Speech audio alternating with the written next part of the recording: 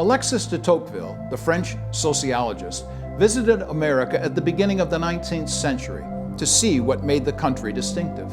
Tocqueville discovered a population which lived life based on unwavering religious principles. He referred to these internal barometers as habits of the heart. Like Tocqueville, I believe habits of the heart are built on universal, transcendent, and biblical principles.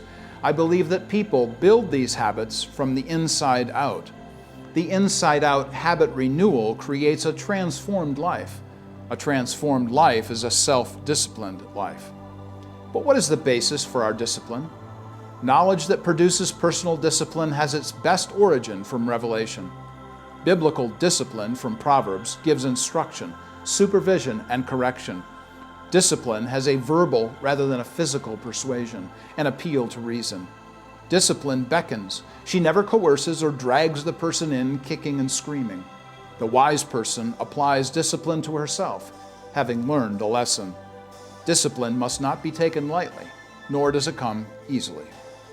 Reading stories is the best way to foster self-discipline. Aesop's story about the frogs and the well tells us it's best to look before we leap. The story about the fisherman and his wife explains that our greeds can displace our needs. From France comes the story of the magic thread about a boy that discovers that it is not a good thing to wish time would go faster. And King Midas's lust for more in the Greek tale of the golden touch may come at a terrible cost.